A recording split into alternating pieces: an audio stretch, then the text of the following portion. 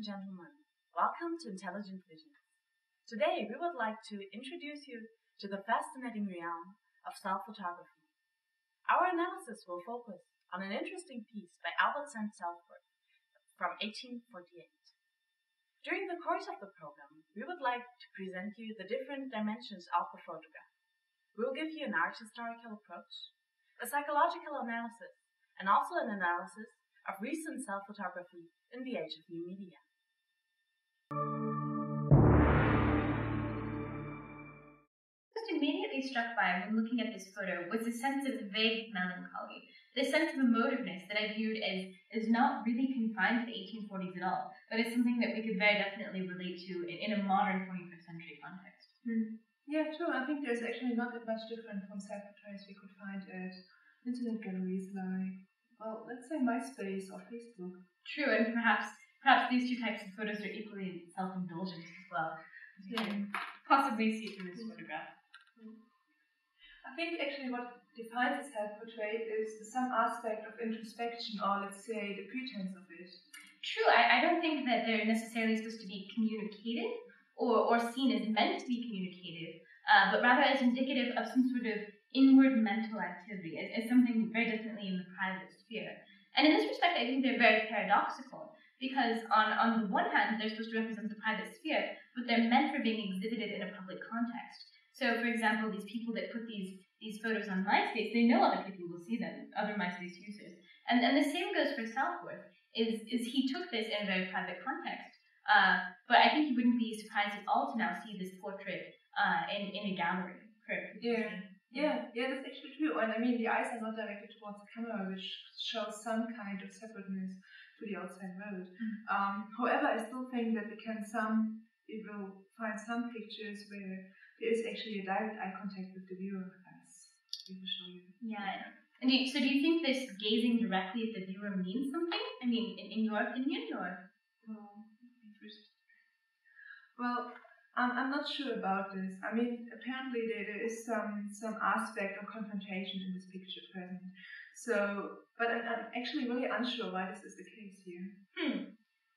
Perhaps this aspect of confrontation has something to do with the fact that this medium has become so widespread and so popular, because now, since it is so popular, people are trying to push the boundaries of the medium. So, for instance, this aspect of direct confrontation is perhaps an effort to form a more direct link between subject and viewer, and perhaps you see that in this case as well. This is an interesting idea. So we could say there is a relationship to the time and place where the photos are viewed. So if you think of internet galleries, they are so much more different from a place where the daguerreotype would be viewed. If you think of the internet itself, it's kind of a device for gearing communication, right? True. I think it definitely. Can you stop it? Very true. So I think the internet is definitely geared towards self-expression and communication, whereas Southworth's aim was probably more explicitly artistic rather than communicative. But I think we can both see similarities insofar as both of these kinds of self-portrait photography have some aim of self-exploration. Yeah, I think there's a point, although I still think that this exploration of the self is much more evident in the amateur portraits of photography we find in the internet. So I would associate them much more with testing and challenging the boundaries of property. If you look at Southworth, it's much more, I don't know, there's some certain state of emotiveness, I would say. But I think there's still some sincere interest in capturing this emotiveness in an online context as well. These photos are not only meant to be provocative and not only meant to be shocking, but some of the intention online in these artistic photographs, so to speak, is quite similar to Southworth's, I would argue. True, although these artistic effects, how do you like to call them, they are absolutely different from the 1840s, I would say. I mean, the photos today to shot a photo today is incredibly easy and cheap because of digital photography. So it's a kind of result of catching the ephemeral states of an individual. Yeah, I think so. I think Southworth couldn't really afford a trial and error process. As we can now. He couldn't just point and click. The daguerreotype was an expensive process, so more thought and more preparation necessarily was involved in his time as opposed to ours. So we could actually say that Southworth's picture bears the marks of its time. And if you look at it, I mean, there seems to be something like that he tries to pose and that he refuses the confrontation with the lands directly.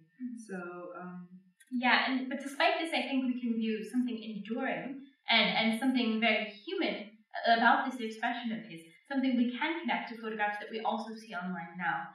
So we see that he emotes precisely as we do today. And so for that reason, I think he can, even though there are these differences between these two medium in which these photographs are exhibited, we can still draw these interesting parallels. And so with that,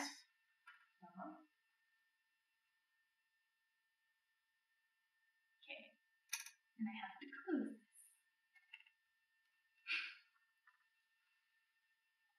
Talking about Southworth's self-portrait, it can be useful to be familiar with the world he lived in. Southworth was born in 1811, lived in the context of a debate that involved both the artistic and scientific communities. Photography had been invented in the early 19th century, just a few decades before Southworth's career blossomed. The discovery of how to permanently fix an image to a certain material created a great debate. It was in fact a groundbreaking discovery. Ideas of identity, art, science, and, very importantly, time came under discussion following this invention. Although the exposure time of early photographs was long, meaning several hours long, this process still meant that one could fix an event of a certain point in time to a piece of paper or a plate. This was, of course, very different from painting, which inherently is a representation or interpretation of the situation. Photography meant that a real situation could be fixed exactly for all time. It could be captured for all time. The discovery of photography, which has been attributed to Louis Daguerre, had varied responses. Some hailed it as a new form of art, others as an aid to art, and others again as a cheap way for untalented artists to make their way to fame. François Arago, the great protector and, so to say, advertising agent of Louis Daguerre, also identified the documentary value of photography. These four uses of photography dominated the debate of the use and value of the medium in the 19th century. It is within this debate that self-portraiture arose as a form of art, and it is within this context that Southworth's self-portrait was taken in 1848, when photography had already become a widespread medium. Portraits are a representation of the artists themselves, and they have been created since the earliest times. But especially since the Renaissance, self-depiction has become more and more important, especially in the subjects of drawing, paintings, and sculptures. The emergence of photography and the daguerreotype process in the 19th century opened new possibilities for self-portraiture and for artistic expression in general. And from the beginning of photography, portraits became the medium's most popular genre.